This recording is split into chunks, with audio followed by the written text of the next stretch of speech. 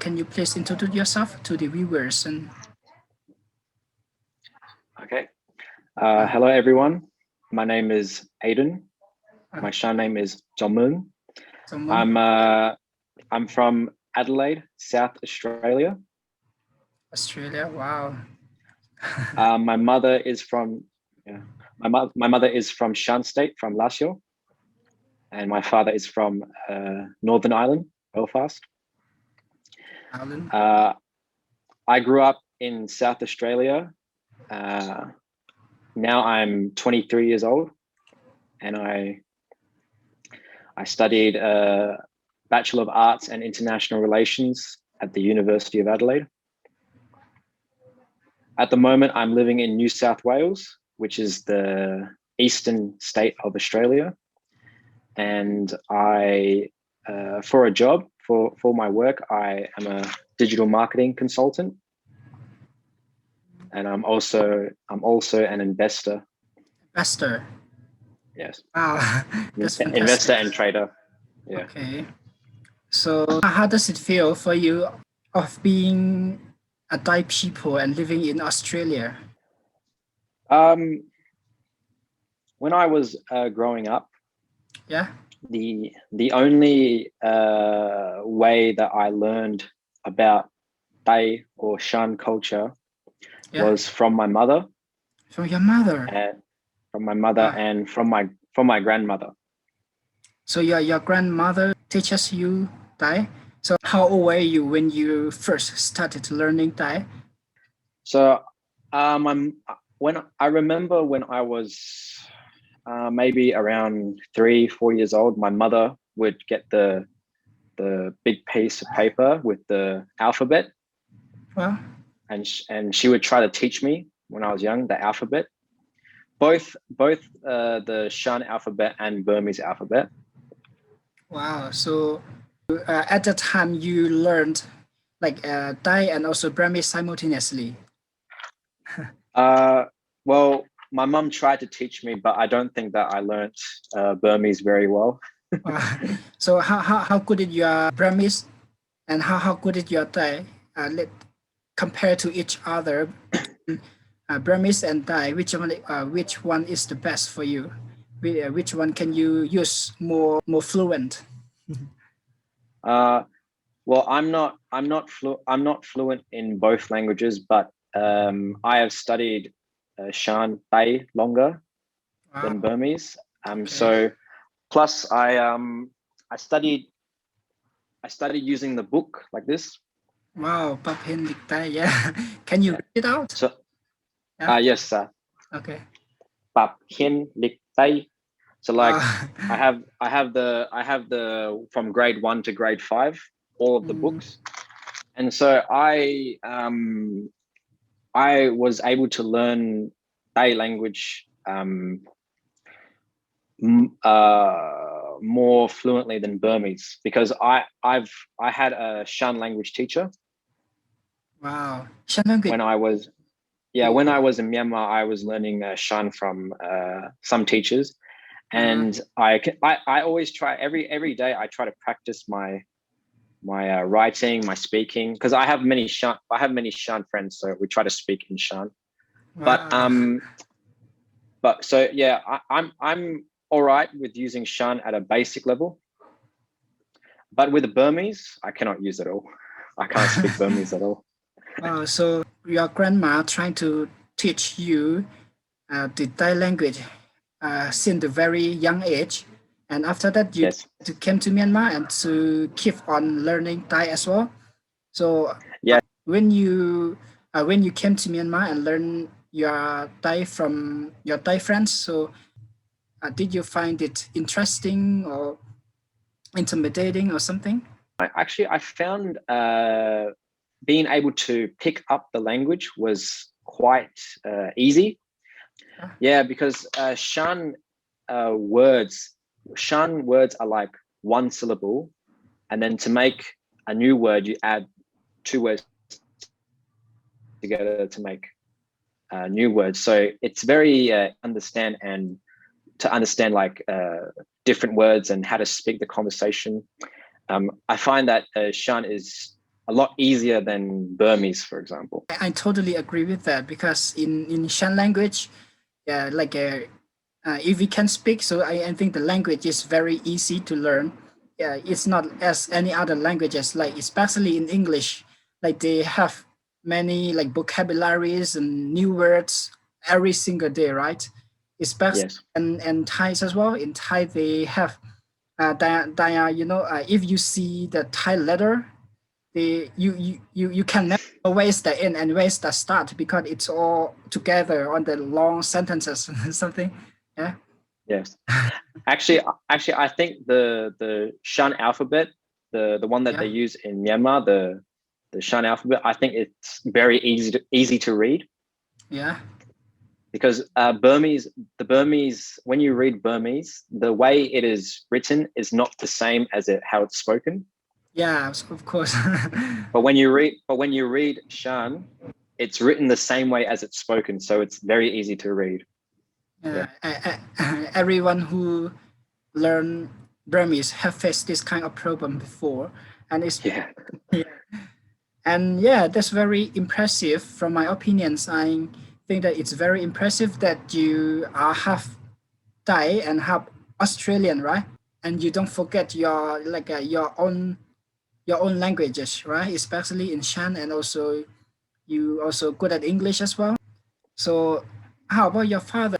What kind of language does he speak to you?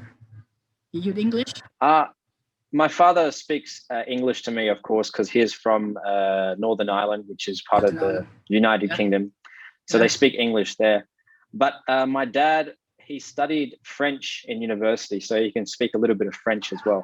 So can you speak French like him? No, I can't. No, I cannot. So how many languages can you speak? So English, Shan, Japanese. I lived in Chinese? Japan for two.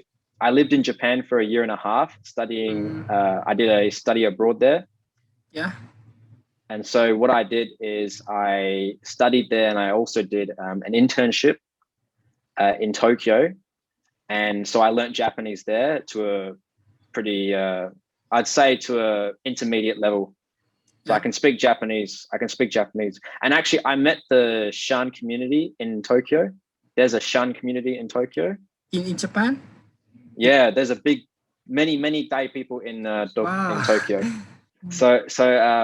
So like I was hanging out with them, and I met them, and they helped me learn Japanese and Shan as well. So it was really good for me to pick up the language and absorb myself in the language. So English, Shan, Japanese. I can speak a little bit of Chinese, but not too much. I studied in China as well. Wow. Oh, so you also study in China? Yeah, just for a month. I studied Just for a in month. Shandong. Yeah, I studied in Wow. Shandong University. I studied Chinese language. So you have been through a lot, I think.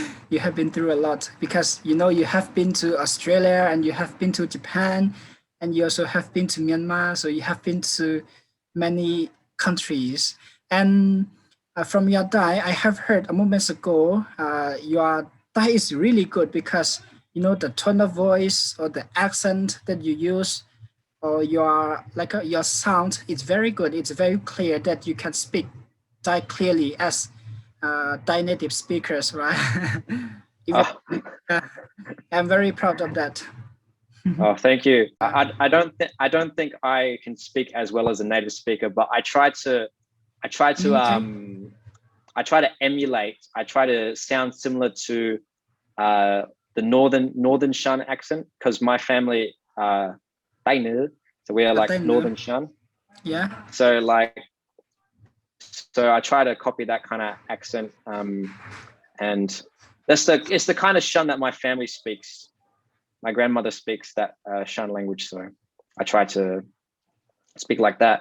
But yeah, about going to many countries, I love traveling a lot. Traveling is one of my passions, my hobbies, and so I love one of my goals in my life is to travel to every travel. country in the world.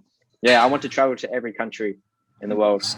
So, out of curiosity, you said that you wanted to travel along the road. So can you tell us a little bit what is the difference between and a globetrotter and a tourist and Could globetrotter? you a a globetrotter? Yeah, and a tourist. Okay, and a Yeah. tourist. A tourist just tries to. I imagine that a tourist is someone that just wants to see like they just want to see what looks cool, what looks interesting in a country. Yeah. They don't actually want to.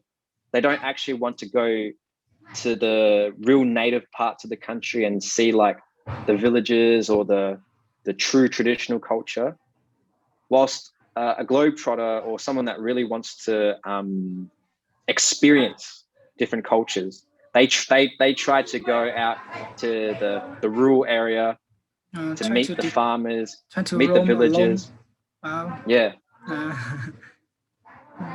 So whenever I travel around the world, for example, I've been to Ireland, yeah. United Kingdom, Malaysia, Singapore, Wow. So Japan, China, you have been to Myanmar. many countries. Yeah, yeah. Yeah. I try to I try to be as respectful as possible, but I also want to experience the culture. Yeah.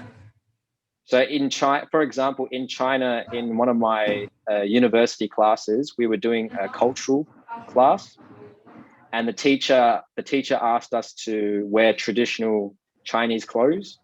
Yeah. And so I learned how to wear the Chinese clothes and how to make the Chinese tea and everything, and it was very good. I felt very Chinese, and I Yeah. love that. Yeah. I love experience different cultures. It's one of my favorite things. And do you consider yourself as a globetrotter or a tourist? Yeah. Oh well, Globetrotter? definitely. If I had to choose between the two, definitely Yeah. globetrotter. But if I had to choose one word to describe me, it would be a traveler. I'm a traveler. Wow. Yeah, I'm a So traveler. as being one of the traveler and you have been to many countries, and have you ever encountered some of the like culture shock or something from different countries as well? Yeah, definitely. When I experienced a lot of culture shock Yeah. in Japan and Japan. China. So what was it? Uh, in Japan, there was a lot of times where some people did things that I did not expect them to do. Like, Japanese people are very polite. Yeah. Wow. And very service minded, Service. very service orientated. Wow. So they would do anything to Open-minded. make. Yeah, exactly. They would do anything to make you happy if you're their customer. So I was really surprised by how well they treated me when I was, for example, eating in the restaurant or going to the hotel or in the public onsen, public bath. They treat you very well, and that was really surprising compared to Australia. In Australia, we don't have that kind of polite service culture, so that was good. Yeah, that's one of the good experience, of visiting the country. So we get lesson, especially we get many good examples from those countries. Yeah, and That's right. yeah, and have you heard that Indian people and also our Shan people, and it's not only Shan people but also Thai people and also British people or somewhere like when we say yes, we always make like this, right? And when we say no, we always shake our head like this. But I think, but I have heard from India, in Indian people, like if they say yes, they shake their head like this. So really, yeah, wow, it's that's really different. yeah, it's very unbelievable, right? Yeah. Wow, that's interesting. Yeah, they're very interesting. I actually really want to go to India. I've never been to India before, but my father has been to India 2 times. 2 times. Yeah. So, from your experiences, you have learned Thai in the young age. So, do you have any tips or clues for those people who want to be good at English, who are afraid of speaking English?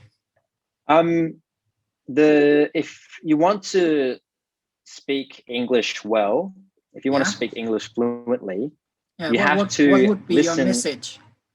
Listen.